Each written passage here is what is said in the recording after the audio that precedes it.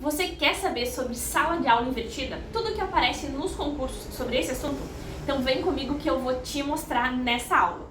Aproveitando, tem o material na descrição do vídeo, tá? Você pode estar baixando o material também em PDF. A nossa aula vai estar falando então sobre a sala de aula invertida, mas de acordo com dois autores específicos, tá? As teorias então de Jonathan Bergman e de José Moran, ou Morim, como muitos falam. Aqui a gente vai estar conhecendo um pouquinho então o que esses autores falam, tá? Sobre essa abordagem. Bom, a sala de aula invertida é então uma abordagem híbrida de ensino. A gente tem aula aqui no canal que vai estar falando sobre ensino híbrido. Lá eu menciono tá, o que é o ensino híbrido, mas explicando resumidamente para vocês. O ensino híbrido nada mais é do que aulas que vão estar mesclando tanto o ensino presencial quanto o ensino online, tá? O ensino aí à distância. Então a gente consegue estar fazendo o ensino híbrido. E existem várias abordagens para auxiliar esse ensino, né? E a sala de aula invertida é uma dessas abordagens. Ela foi descrita então pelo educador americano Salman Khan e foi desenvolvida por Jonathan Bergman então, e Iron em 2007. Para resolver o problema, então, de alguns estudantes no ensino médio que estavam ausentes nas aulas presenciais. E eles estavam perdendo, então, portanto, muitos conteúdos que estavam sendo apresentados pelos professores. Eles inovaram, então, e desenvolveram essa nova abordagem para eles conseguirem fazer com que os alunos continuassem a estudar, mesmo que à distância, né? O conceito, então, básico de inversão de sala de aula é, basicamente, fazer em casa o que é feito em sala de aula, por exemplo, assistir às aulas, né, palestras, vídeos, e o trabalho que seria feito em casa vai ser feito na aula, que é a resolução de problemas, a resolução, então, das dúvidas que surgiram, né? A sala de aula, então, invertida, ela vai prever o acesso do aluno ao conteúdo bem antes da aula, né? Então, ele vai ter esse acesso prévio. E nos primeiros minutos, então, em sala de aula, ele vai estar esclarecendo as dúvidas para, portanto, conseguir resolver os problemas daquela aula, daquela temática. Segundo o professor, então, Jonathan Bergman, um dos maiores estudiosos nesse assunto, a sala de aula invertida é a base para as demais metodologias ativas. A gente sabe, então, o que são metodologias ativas, né? Aquelas metodologias que fazem a gente aprender mais aprender efetivamente um assunto, então, com formas, assim, mais ativas mesmo, onde o aluno vai estar participando, né? Ativo é de participação, né? O aluno protagonista. Então, a sala de aula invertida é uma forma simples de transformar a aprendizagem passiva em um processo ativo. Essa é exatamente a frase desse autor, então, Jonathan Bergman. De forma simplificada, conforme Bergman e Sans, então, na sala de aula invertida, o que é feito na escola vai ser feito em casa e o dever de casa vai ser feito na escola. É exatamente o contrário, né? É essa inversão propriamente dita. Aqui a gente tem três conceitos que aparecem muito nas questões, tá? Por isso eu trouxe para vocês, para a gente conseguir relembrar da sala de aula invertida, que são: sala de aula invertida é, então, uma estrutura que permite aos educadores alcançarem cada aluno, então, ainda proporciona mais tempo de criação e análise, e também vai ser a base para outras formas e metodologias ativas. Esses três conceitos aqui principais da sala de aula invertida aparecem muito nos concursos. Agora eu trago para vocês aqui a diferença, né, do modelo tradicional, então, e da sala de aula invertida, para a gente conseguir compreender mais efetivamente, tá? A sala de aula, então, no modelo tradicional, vai ocorrer bastante a transmissão de informação, transmissão de conhecimento, resolução de exemplos, o professor vai ser um palestrante, o aluno vai ser passivo, o estudante vai ser passivo. Isso na sala de aula. E em casa, e outros, né, ele vai estar fazendo, então, exercícios, projetos, trabalhos e soluções de problemas. E na nossa sala de aula invertida, a gente vai ver que modifica muito, tá? Na sala de aula invertida, na sala de aula, ele vai estar fazendo simulação, tá? Atividades de simulação, então, atividades de projetos, trabalhos em grupo, debates. O professor aqui na sala de aula invertida vai ser um mentor, ele vai guiar o aluno. E o aluno vai ser ativo, vai ser participativo. Já em casa, ele vai estar fazendo a leitura prévia, vai assistir os vídeos, aulas, ainda vai fazer pesquisas e também resolução de exercícios. Então, a gente consegue ver a mudança e ver como é mais ativo mesmo a sala de aula invertida. Ela é uma metodologia. As vantagens para o professor. O professor ele vai deixar de ser o centro das atenções, então, tá? Ele deixa de ser o centro e ele vai passar a auxiliar o estudante nesse processo de aprendizagem, onde ele vai ser o mentor, tá? O aluno vai ser o total protagonista. O professor ele vai possuir mais liberdade para desenvolver e utilizar vários recursos didáticos diferenciados para a aprendizagem, então, dos estudantes, muitas vezes de acordo com a necessidade de cada estudante específica. A sala de aula ela poderá ter maior produtividade a partir, então, da maior interação entre o professor e os estudantes, bem como menor perda do tempo, devido à diminuição da dispersão dos alunos. Eles vão estar mais focados, vão ter mais desejo em aprender. O professor ele vai passar, então, a conhecer melhor seus estudantes, seus alunos, conseguindo identificar, então, as necessidades específicas ali de ensino desses indivíduos. E também a avaliação vai ser melhor, vai se adequar a cada aluno, né? Ele vai conseguir fazer essa avaliação diferenciada. Então, são algumas vantagens. Já as vantagens para o aluno. O aluno, então, essa metodologia vai auxiliar os estudantes que já têm algumas dificuldades de aprendizagem, pois o professor vai conseguir ter mais tempo para acompanhá-los, identificar essas dificuldades e ajudar a saná-las. Ainda vai auxiliar esses estudantes com diferentes habilidades também a superarem e melhorando a sua autoestima.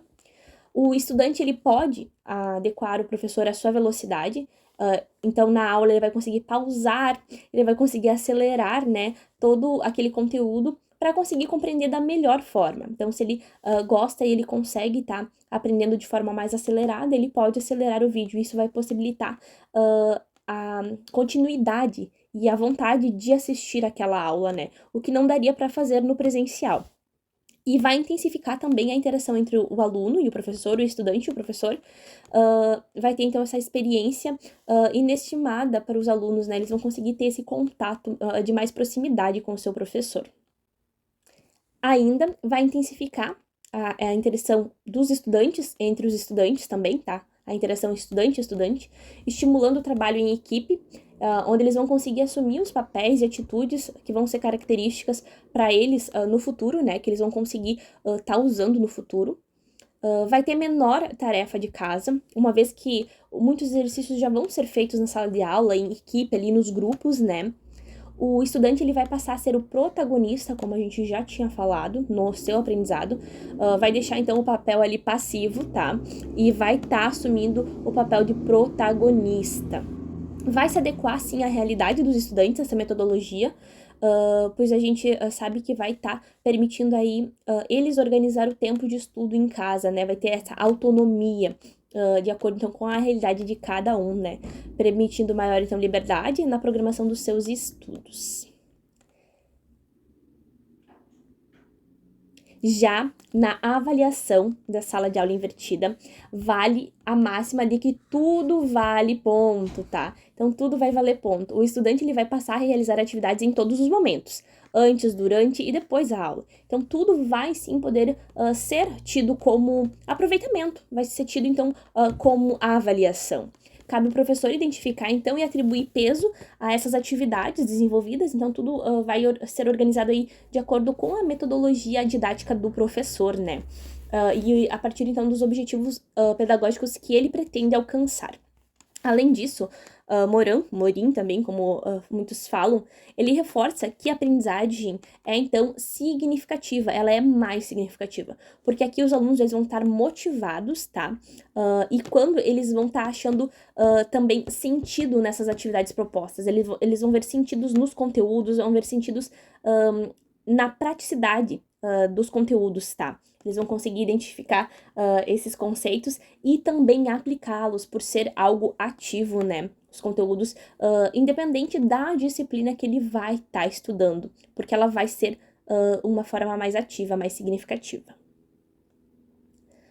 Ainda, segundo Morin, em seu artigo científico Metodologias Ativas para a Aprendizagem Mais Profunda, ele aborda que a combinação da aprendizagem por desafios, problemas reais, jogos, como a aula invertida, com a sala de aula invertida, é muito importante para que os alunos, então, aprendam fazendo, eles vão conseguir aplicar, eles vão aprender juntos, e assim, eles também vão conseguir identificar o seu próprio ritmo.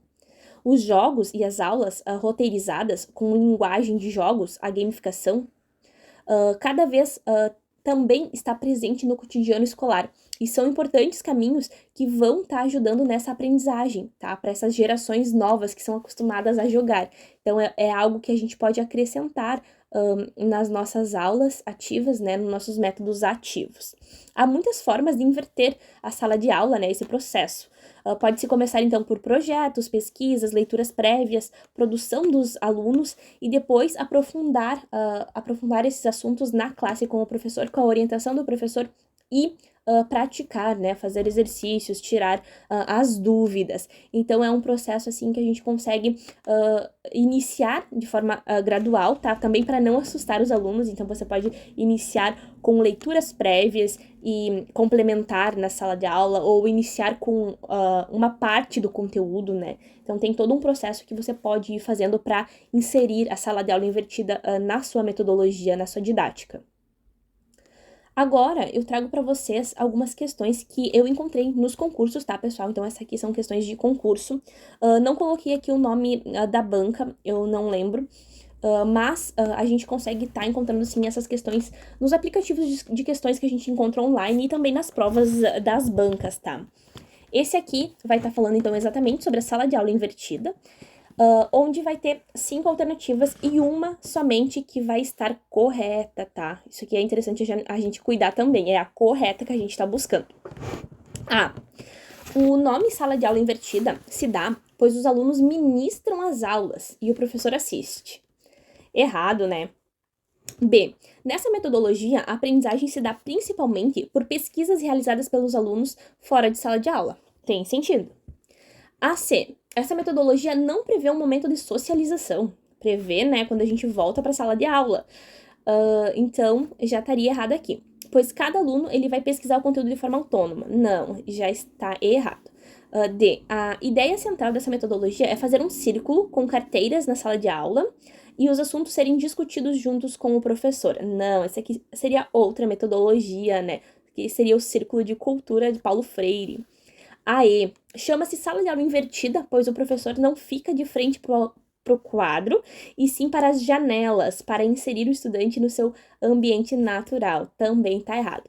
O conceito, então, aqui que tem relação à metodologia sala de aula invertida é que nessa metodologia a aprendizagem vai se dar, sim, por pesquisas, principalmente por pesquisas, né, realizadas pelo aluno fora da sala de aula. Então, ele vai conhecer o assunto antes da aula.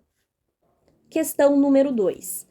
A abordagem de ensino, então, em que as instruções dos conteúdos se realizam fora da sala de aula, por meio de videoaulas, leituras ou outras mídias, sendo o tempo da sala de aula liberado, então, para a realização de atividades ativas, nas quais os alunos eles vão participar e desenvolver o que eles aprenderam com o auxílio, então, e a supervisão do professor. Chama-se, aqui está o conceito geral, né, do assunto da nossa aula, que é sala de aula invertida, exatamente o conceito de sala de aula invertida que a gente viu nessa aula.